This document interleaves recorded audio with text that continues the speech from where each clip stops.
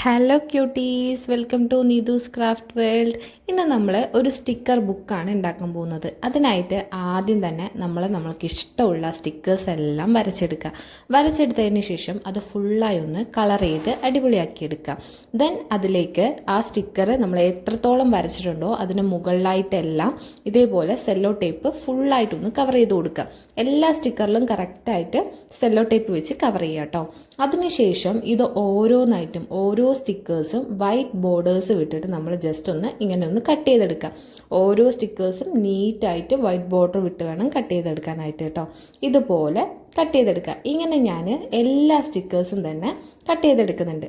അതിനുശേഷം ഒരു നല്ല വീതിയുള്ള ഒരു സെല്ലോ ടേപ്പ് എടുത്തിട്ട് ഇങ്ങനെ നീട്ടി വലിച്ച് വെക്കുക. അതിനുശേഷം നമ്മൾ ഉണ്ടാക്കിയെടുത്തിരിക്കുന്ന ഓരോ സ്റ്റിക്കേഴ്സും ഈ സെല്ലോ ടേപ്പിലേക്ക് നമ്മൾ കളർ ചെയ്ത് കൊടുത്ത ഭാഗം അടിയിലേക്ക് വരുന്ന പോലെ, ആ സ്റ്റിക്കിനെസ് ഉള്ള ഭാഗത്തേക്ക് വരുന്ന പോലെ ഇങ്ങനെ ഓരോന്നും സ്പേസ് വിട്ട് കറക്റ്റായിട്ട് ഒട്ടിച്ചു കൊടുക്കുക കേട്ടോ. എല്ലാ സ്റ്റിക്കേഴ്സും ഒട്ടിക്കുമ്പോഴും ഒരു സ്പേസ് വിടണം, കാരണം നമ്മളിത് ഓരോന്നായിട്ട് കട്ട് ചെയ്തെടുക്കാനുള്ളതാണ്.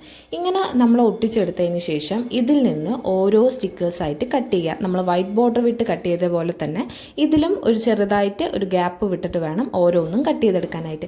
ഇനി നമുക്ക് ബുക്ക് ഉണ്ടാക്കാനായിട്ട് വേണ്ടത് ബട്ടർ പേപ്പറാണ്. അതുകൊണ്ട് തന്നെ അതിനായിട്ട് നമ്മൾ നെയിം സ്ലിപ്പിലോ അല്ലെങ്കിൽ നമ്മൾ വാൾപേപ്പറൊക്കെ വാങ്ങുമ്പോൾ കിട്ടുന്ന പേപ്പർ യൂസ് ചെയ്യാം കേട്ടോ. വാൾപേപ്പർ വാങ്ങുമ്പോൾ കിട്ടുന്ന പേപ്പറാണ് ഞാനിപ്പോൾ യൂസ് ചെയ്തിരിക്കുന്നത്. അത് ഈ ഒരു സൈസിൽ ഞാൻ കട്ട് ചെയ്തെടുത്തിട്ടുണ്ട്. നമ്മൾ സാധാരണ നോട്ട്ബുക്ക് ഉണ്ടാക്കുന്ന രീതിക്ക് അതെല്ലാം കൂടി നല്ല രീതിക്കൊന്ന് അറേഞ്ച് ചെയ്ത് പശ തേച്ച് ഇതുപോലെ സെക്യൂർ ആക്കി വെക്കുന്നുണ്ട്. അതിനുശേഷം ഒരു പീസ് ഓഫ് പേപ്പർ എടുത്തിട്ട് ഇങ്ങനെ ഒട്ടിച്ചു കൊടുക്കുക കേട്ടോ. അതിനുശേഷം ചട്ട പോലെ ആക്കുന്നതിന് വേണ്ടിയിട്ട് ഒരു A4 ഷീറ്റ് കൂടെ ഇതുപോലെ വെച്ച് കൊടുത്തിട്ട് ഫ്രണ്ട് പേജ് ഒന്ന് അടിപൊളിയാക്കി എടുക്കാനായിട്ട് കുറച്ച് ലൈൻസ് ഇട്ട് കൊടുക്കുന്നുണ്ട്. അതിനുശേഷം അതിലേക്ക് നമ്മൾ സ്റ്റിക്കർ ബുക്ക് എന്ന് എഴുതിയിട്ട് ഒട്ടിച്ചു കൊടുക്കുന്നുണ്ട്. കുറച്ച് സ്റ്റിക്കേഴ്സ് കൂടി ഒട്ടിച്ചു കൊടുക്കുന്നുണ്ട്. അപ്പോൾ നമ്മുടെ അടിപൊളിയായിട്ടുള്ള സ്റ്റിക്കർ ബുക്ക്. പിന്നെ നമ്മൾ ഇതിലുള്ള ഓരോ പേപ്പറിലേക്കും നമ്മൾ ഉണ്ടാക്കിയെടുത്തിരിക്കുന്ന ഓരോ സ്റ്റിക്കേഴ്സായിട്ട് ഇതിൽ ഒട്ടിച്ചു കൊടുക്കുക.